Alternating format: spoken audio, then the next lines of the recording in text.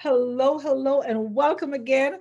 This is Sharon Johnson, and I am excited to just elevate another woman, another extraordinary woman, another powerful woman, and another woman who deserves a Comtivate celebration for Women's History Month. Why am I doing this? When I think about women and I think about what we do as women and our power we have in the world, and at the same time, what's going on in the world, I want to identify women who are extraordinary. These women are doing things like, they're just living their best lives. They're living for their families. They're working hard for the community. They're making an impact on the community. Running homes are not easy for these women, but they're doing it. They're being professionals, they're entrepreneurs, and they are in the workplace.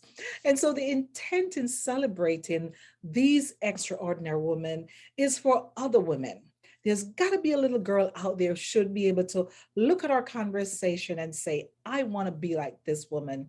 I can be like this woman. And so I want these kind of women and these young girls to know that they can change the world, just like the women that I'm going to be talking to. And so today I have a very powerful woman to share with you. This woman is maximizing her potential and she's living her life in such a way that she's allowing others to see themselves living a life that God has created them to be. So, my special woman today, as you can see, she is absolutely beautiful, right? She is extraordinary. She is phenomenal. She could all of that and a bag of chips. Right? And so my special Comtivate woman today is Nicole Calhoun. Nicole, congratulations. It is my pleasure to honor you as a Comtivate extraordinary woman simply because of who you are and what you're doing for our communities. So welcome and thank you. Thank you, Dr. Sharon. It is such a privilege and an honor just to hear all the accolades that you said about me. Truly, what I do is born from inside, it's born from my heart. And so to be honored for something that I do that comes from my heart, it's amazing and I truly appreciate it. Thank you. So thank you. You know what? And like you said, it's got to come from your heart, the things that you do. Of course, I'm going to allow you to have some people just hear from you and the things that you do. But it's like the things we do in our lives, people don't understand.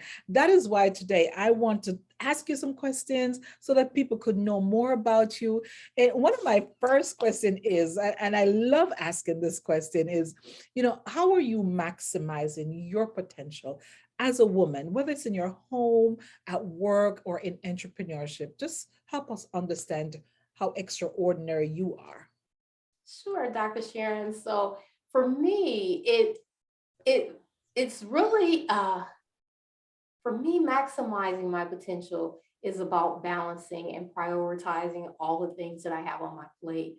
I know there's some goals that I want to reach, and I know that God and family are important to me. I also know that there are some things that wake me up in the morning, right? Wake me up in the middle of the night, to tell you the truth. Yeah. And those things drive me to want to do the things that you talked about. So what I do is I work with women in STEM fields to help them maximize their potential. I've been in the field for about 25 years. And what I've noticed is that we kind of reach a glass ceiling, if you will. Hmm. And it has just become my desire to help women get beyond that glass ceiling. But because of that, I know that I can't be everything to everyone, right? Yeah. And so for me, that whole balancing and prioritizing is key because I want to make sure that I am the mom that I need to be. I am that daughter, that sister, that wife that I need to be. But I also know that I want to make sure I'm helping the ladies that I work with. And so one of the things that helps me is there's an exercise that I came across in a book, and it's a classic, but it's still really good, and I highly recommend it to people now. And it's called The Seven Habits of Highly Effective People by Yeah. Stephen Covey, right? And so in that, in the book, there's so much that he shares, but there's an exercise where you're challenged to find out what are your values, what is your vision, what's the mission for your life. And based off of that, everything else should be prioritized in that way.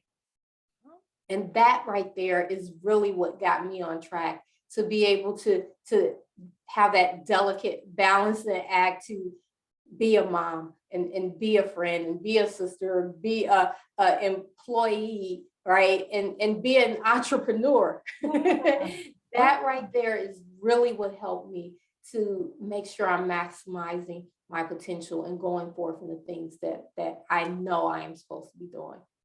Wow. So Nicole, you use two words that's sticking out to me: balance and prioritize. Balance and prioritize. I hope somebody's out there writing that down, because that is so crucial. We see as women, we just, we do what we have to do.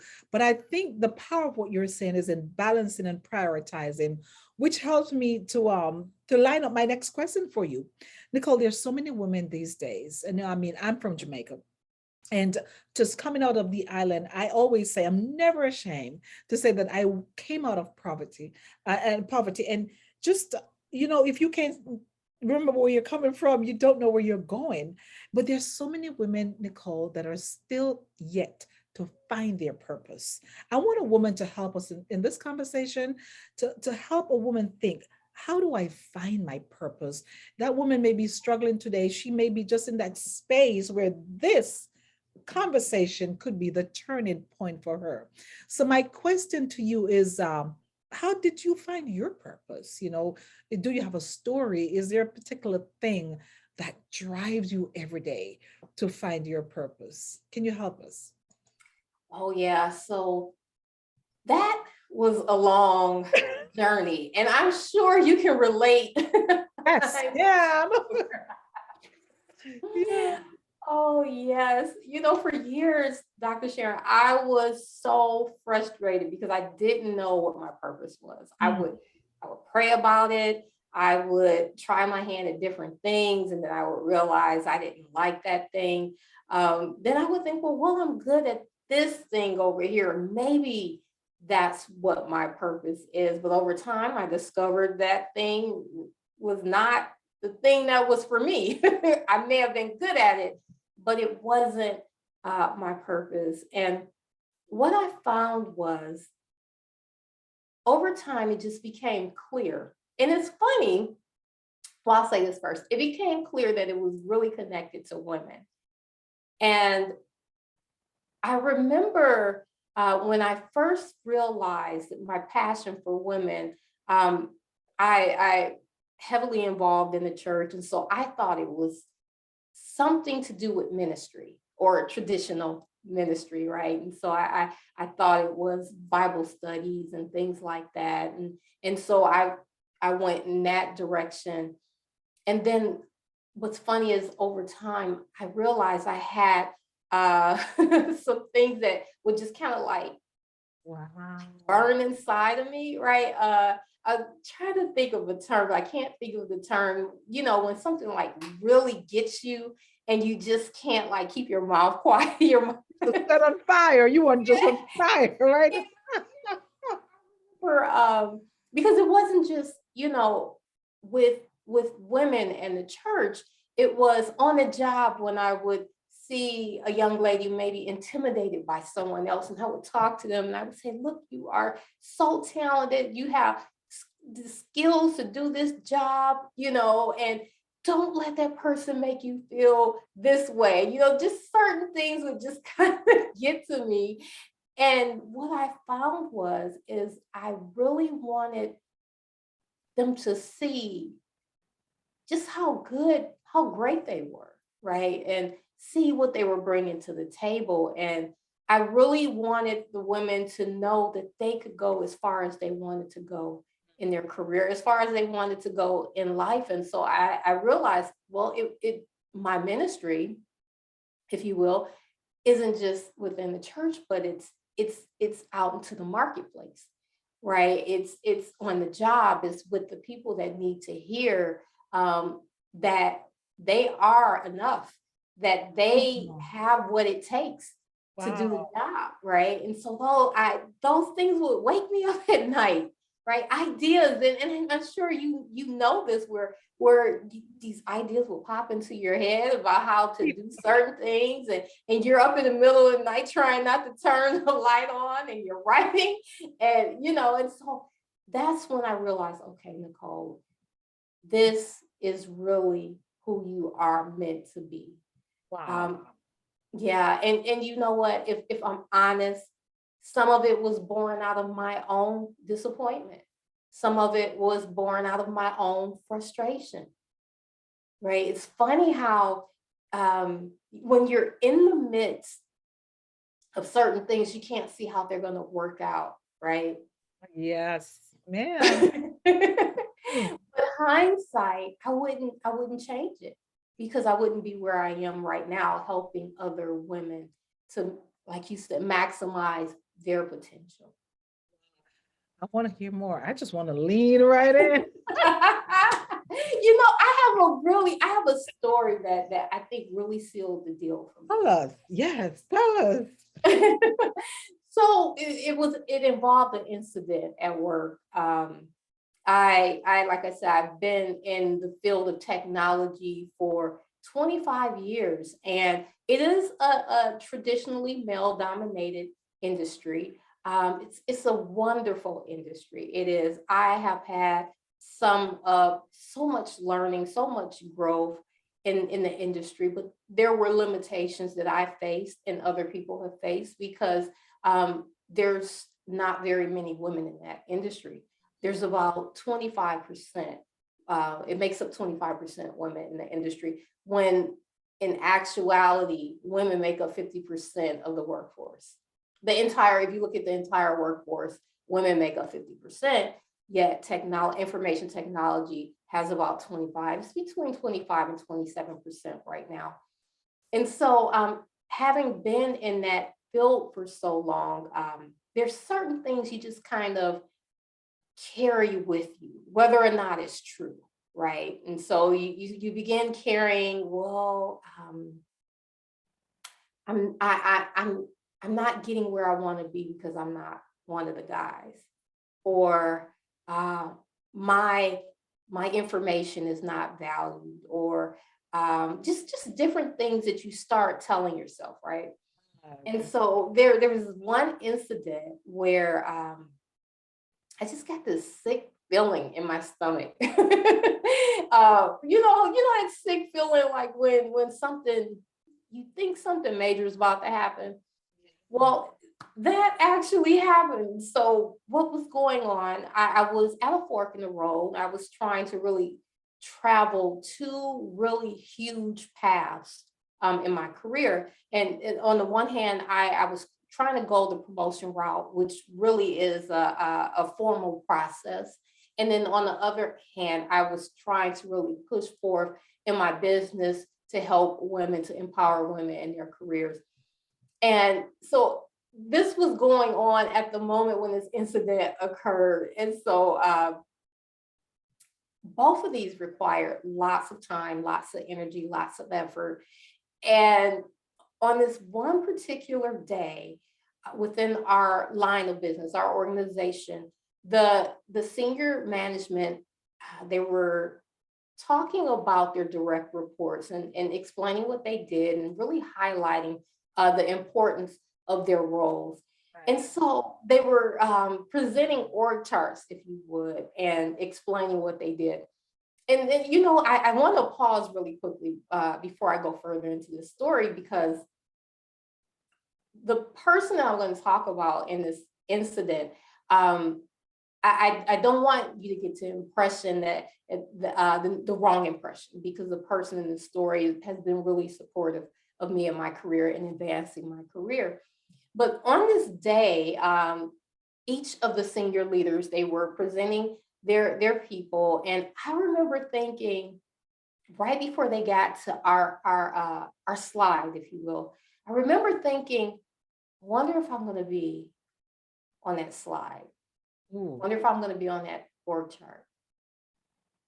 And I don't know what made that come to mind, other than knowing that I was the only woman, I was only African American, and I was the only person that wasn't a vice president, right?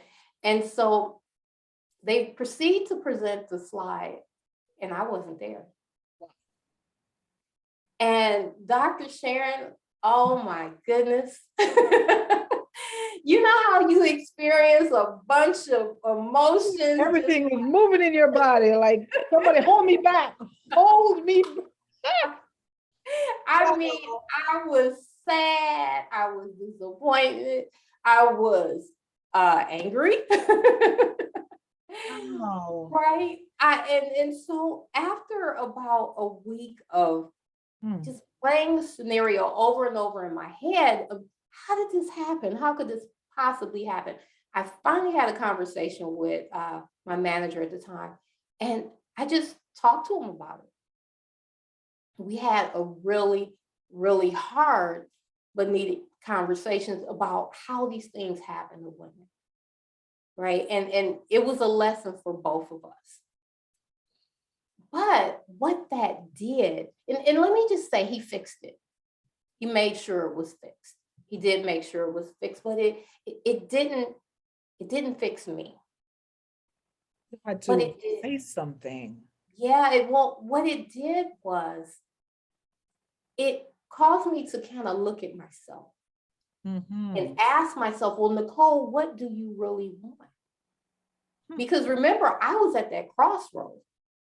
And going back to balance and prioritizing, I couldn't do both. I couldn't do both. So I had to ask myself, well, why is this bothering you so much? What do you really want? And that was the moment. That was the moment when I realized what I really want is to empower women. You know, that's a powerful question, Nicole. You know, when I hear that question, what do you really want? Some people can't answer that. What? And I feel like I'm because there are days when I ask myself that question, having explored so many areas in life and have tried so many things, like you mentioned, what do we want? You know, I love that question because I believe that you can help us answer that by even for that girl, that little girl, that woman out there right now who is saying, I need to move from ordinary. I am tired of sitting at average. I need to be extraordinary. And today, Nicole's going to tell me, how do I move from ordinary to extraordinary? And like, just, just in your own way, what would you tell that woman or a young girl who's thinking that now? Yeah, so one thing I know is none of us, to the young ladies, to the people my age, to the older women, none of us will ever be fully satisfied until we answer that question, right? Answer what do you really want? Who am I? Because that's really what you're asking yourself. Who am I? Right? And what I would say to the young ladies, how do you go from ordinary to extraordinary? Is first believe in yourself. Believe that you have something that adds value to the people around you. I truly feel that every person on the face of this earth has some type of skill, talent, some type of ability that is meant for others to experience. Yeah. I truly believe that every person is extraordinary at something, but it starts with believing in yourself. Ooh, give me the chills. That's Wow. where it starts. And you know, Dr. Sharon, so many times, especially women, we Mhm. have a tendency to downplay who we are, right? And what comes along with us. And we don't see the impact that we make to the people around us. And even when people tell us about our impact, we try to brush it off. Oh, yes, that's a good one too. We have to stop brushing it off. You want to move from ordinary to extraordinary? Then find that thing that you're good at, and move in that, build it up, grow in that area. Believe that you have the capacity and the ability to add value to those who are around you in that thing that you're really good at. But you got to believe. It starts with believing in yourself. Wow. And it seems like something so simple, but it's hard because I've had that struggle. I've had that struggle. We all have that struggle. So, but Oh yeah. you know what I love, and this is exactly why, Nicole, I want to honor you because of just in this short time. Oh my goodness. Imagine if we had 2 hours to really explore and peel the onion away at the beauty and the extraordinary. But you said it, you said one has to believe in themselves. And just even, I love talking to strong women like you because it brings me back to my why. Why do I even do what I do? My one goal in life is to inspire people to maximize their God-given potential, right? We're so created as masterpieces, created by God for his purpose. And it's this conversation, Nicole, today that will help a woman find her purpose. So I'm just elated. I'm just excited. If I hope I won't just burst in my seams. I am excited and I'm grateful that you even stop to share this. It needs to be said, right? We've heard a lot of things, but it needs to be said and identified with. And so thank you for that. Where can people find you, Nicole, in case somebody wants to connect with you? Yeah, sure. But there's one thing I want to say really quickly before I share that. You mentioned, you said I was strong. And it's funny because I didn't always feel that way. And I want that young lady, I want that little girl, I want that woman to know that she's also strong. And we don't always see it. The things that we have carried just by the nature of who we are as women, we balance so much. Just know that you are strong. You're stronger than you know, and accept that as well. So I just wanted to say that because I didn't know it. And I remember the first time someone told me that, I said, what, really? What, you think that? I'm telling you, I came to America and I met a manager and he says, you got something that you, I was like, something that's me. He's like, yeah, there's something about you. I'm like, he's like, you got potential. And I'm like, Mr. Please. I'm like, Mr. Please, I just came from Jamaica. I came to America. Look, I'm here for the American dream. I want to just make enough money so I could buy my grandmother her medicine, send money back home to my brother. I want my family to eat. And he's trying to tell me, put me on a roadmap for success. I don't want none of, in retrospect, oh my goodness, when I look back at that manager and how he stopped, and that stayed with me some 27 years. That stayed with me. And I promised myself that every time I get an opportunity, I'm going to remind somebody that they've got potential, they've got greatness in them, they can do it. And that's exactly why I do what I do. And today you have just affirmed for us, Nicole, the power of belief within a woman, how she needs to know that. And so I'm just so thankful. I know somebody's going to be calling you or reaching out to you. So might as well take us there, right?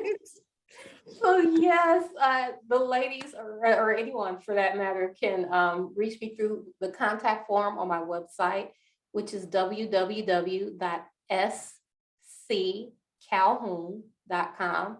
That's S as in Sam, C as in cat, Calhoun, CALHOUN.com.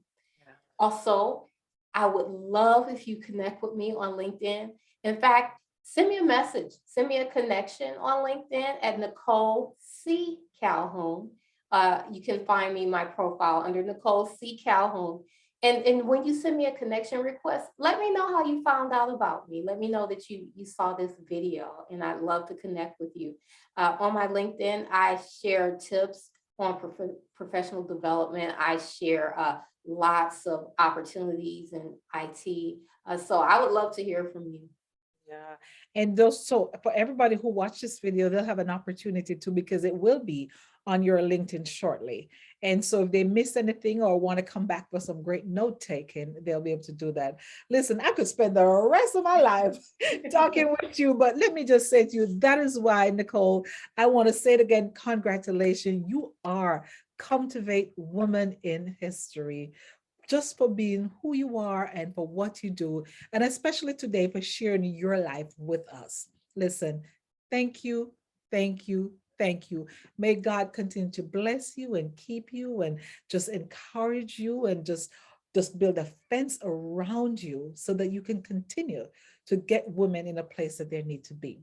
And so thank you, everyone. Again, my name is Dr. Sharon Johnson. I am the CEO of Comtivate Training and Development LLC, where I coach, I speak, I train, I teach, I write.